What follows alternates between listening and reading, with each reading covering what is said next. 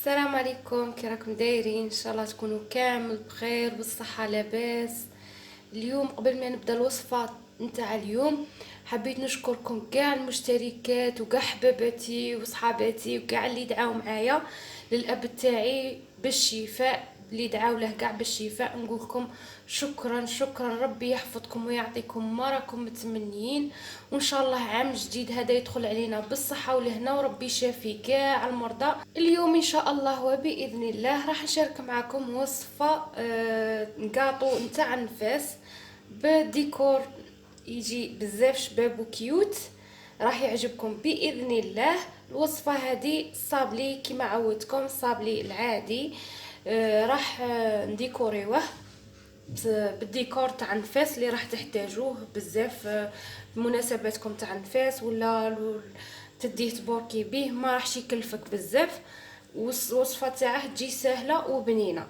بالنسبه للمقادير راح نحتاج هنا، غادي ندير انايا 500 غرام نتاع زبده، باسكو غادي ندير لاباط وحده ونزينها على شكلين.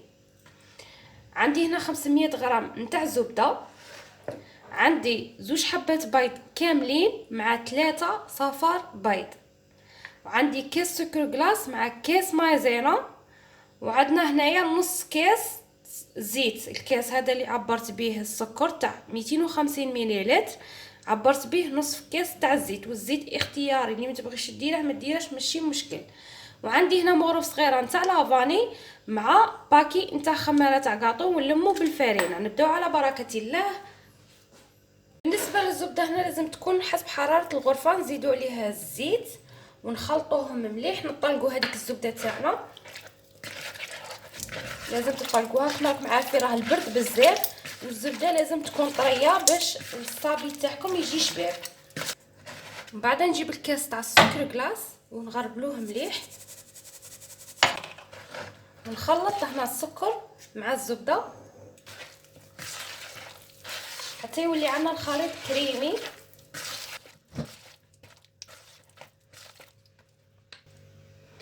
نزيد هنا القرصه نتاع الملح مع المغرف تاع لافاني. القرصه تاع الملح مانيش نذكرها مع المكونات، راني ننساها، مي هي اساسيه في الحلويات. القرصه تاع الملح ما تنساوهاش. دروك نزيد البيض. شوفوا الخليط تاعنا كي راه كريمي كما قلت لكم، لازم تخلطوه مليح السكر قبل ما ديروا البيض باش ينجح معكم الصابي. هنا نخلطوا مليح.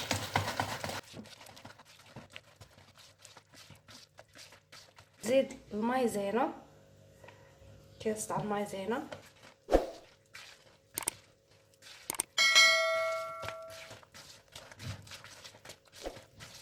هنا بعد ما خلطنا كاع المكونات مليح، نزيد هنا دروك نبدا نلمس بالفارينه. قبل ما ندير الفارينه نحط الباكي تاع الخماره تاع الكاطو،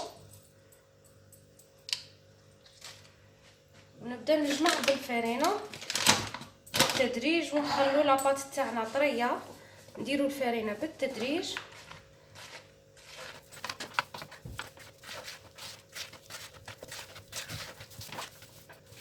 هذه هي لاباط تاعنا بعد ما لميناها. شوفوا هنا العجين تاعنا كيش جا طري ويجي املس. هاد لاباط هذه المفضله عندي اللي نخدم بها كاع لي كوموند، ونخدم بها عده اشكال، تجي بزاف طريه وتجي تدوب في الفم. هنا بعد ما ارتاحت عنا العجين قسمتها على زوج. هنا خليت في النصف درته غادي نحله دروك نطبعه معاكم، والنص غادي نخلي له الطوابع تاوعه. هاد العجين غادي نطبعهم بهاد الطوابع، وهذا اللي راني حاطاته غادي نطبعه بهذا الطابع. تابعوا معايا الطريقه.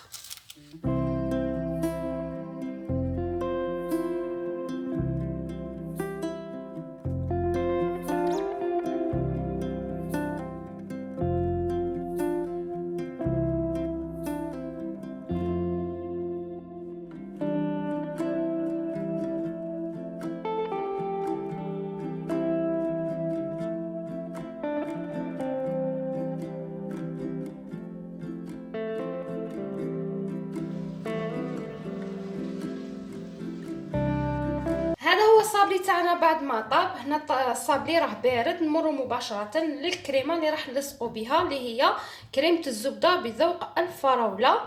كريمه الزبده هنا درت 2 مغارف كبار نتاع زبده، اللي هما 150 غرام زبده مع نص كيس زيت، وزوج كيسان معمرين سكر كلاص، مع لاباطاغوم نتاع الفخيز او ذوق الفراوله، ونطلعوهم كاع في الباطور ونتحصلوا على هاد الكريمه.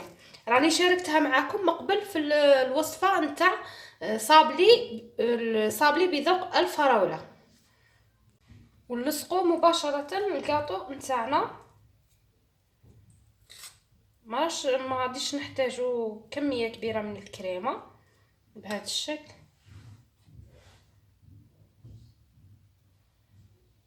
ونحاولوا نقوا الحبه تاع الكاطو، ما نخلوش الكريمه تبان في الاطراف بهذا الشكل.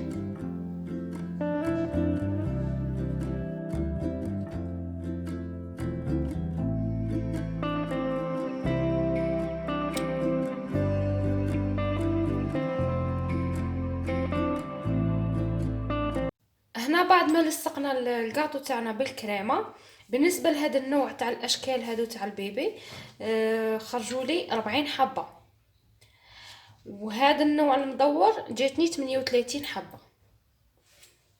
نمر مباشره للتزيين. واش راح نحتاج في التزيين؟ اول حاجه غادي نوريها لكم عجينه السكر. هذه عجبتني بزاف، هذه النوعيه انا كنت نخدم بوجدان، شريت هذه خدمت بها عجبتني تاني. ما تزيدي لها لا مايزينا لا والو، جايه عمليه تخدمي بها في ليمول تاع هادو ليمول تعاونك غايه، ما تلصق لك ما والو، جايه شابه. هذه عجبتني قلت نوريها لكم، ننصحكم بها بالك كاش وحده دير لها كابتور وتخدم بها. كاين كيما هكا، وكاين هذه ملونه شريتها في الغاز، قلت مادام كاين ملونه نشري في الغاز وفي البلون، ما نضليش نلون فيها. هذه هي. وراح نحتاجوا الطوابع غير اللي هي طبعنا بهم العجين تاع الصابلي، غادي نعاودو نطبعوا بهم العجينه السكر.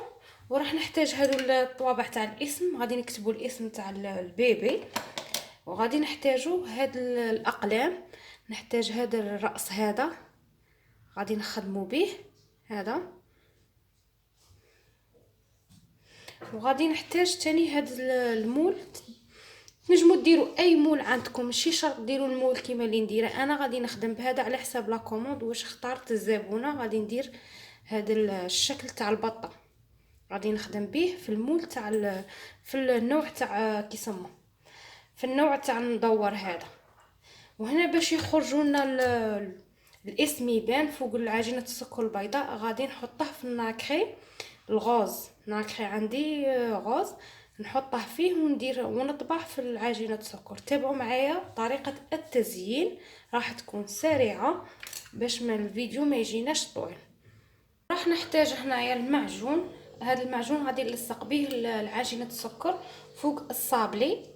تنجموا اللي عندها جولي تخدم تلصق بالجولي، اللي ما عندهاش تلصق بالمعجون كيما غادي نلصق به انا. ما عنديش الجولي، ماش متوفر دروك عندي، غادي ندير في بلاصته جولي. ميم الصابلي هنايا اللي ما بغاش تلصقه بالكريمه تنجم تلصقه بالكونفيتير المعجون.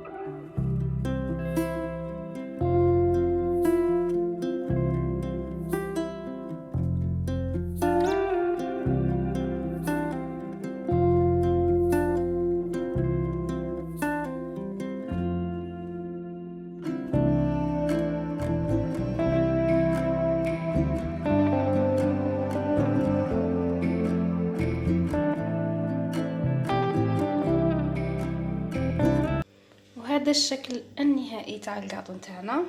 شوفوا الشكل تاعه يجي بزاف شباب، البلون مع الغاز خرج بزاف كيوت. الالوان تاع البنوتات ان شاء الله يعجبكم هذا الموديل.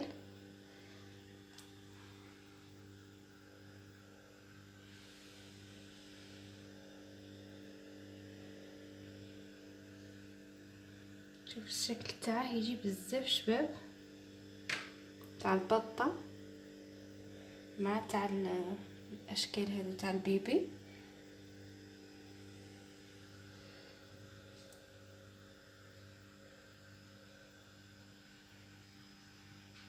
نتمنى الصوره تكون واضحه باسكو راهم يبانوا بزاف شابين. مش عارفه لا كاميرا هتخرجهم كيما راني نشوفهم. الكاطو جات بزاف شابه. هنا بغيت نوريكم غير لاباط بلا ديكور تاعها باش ما نخسروش. شوفوا العجين لاباط تاعنا كي شدي تذوب غير وحدها، تجي بزاف طريه. نتمنى تعجبكم ونتمنى تجربوها. هاد لاباط بزاف شابه، تجربوها في اشكال اخرى، في حلويات اخرى وتعتمدوا عليها. انا هذه بريسك هي اللي نخدم بها كالي كوموند تاع لي صابلي. ان شاء الله تعجبكم. ما بقى لي نقولكم الى اللقاء مع وصفه اخرى ان شاء الله. سلام.